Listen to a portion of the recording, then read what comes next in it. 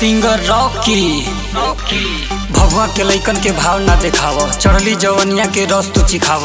ए baby शरम आलू कहे, घबरालू कहे, तनी सट ना इतना लजालू कहे, लजालू कहे, लजालू कहे। भगवा के लइका होला संदिलदार हो, काला ना गोरिया तू हमारे से प्यार हो, काला ना गोरिया तू हमारे से प्यार हो, काला ना गोरिया तू हमारे से प्यार हो, हमारे से प्यार हो,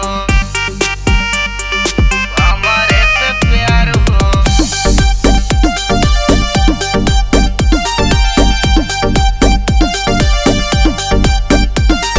पतरी कमर पगला देले बा, पूरा जिलबे में अगिया लगा देले बा।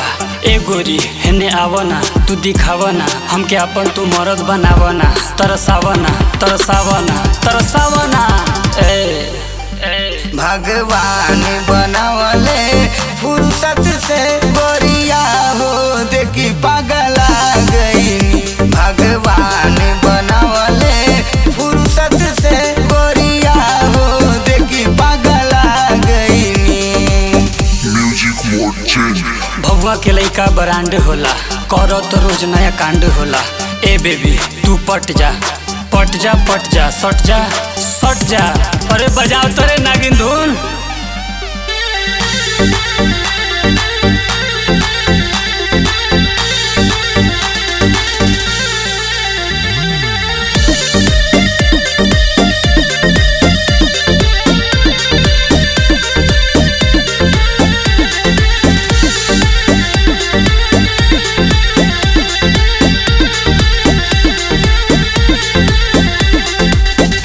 King of Kaimur Bhabua.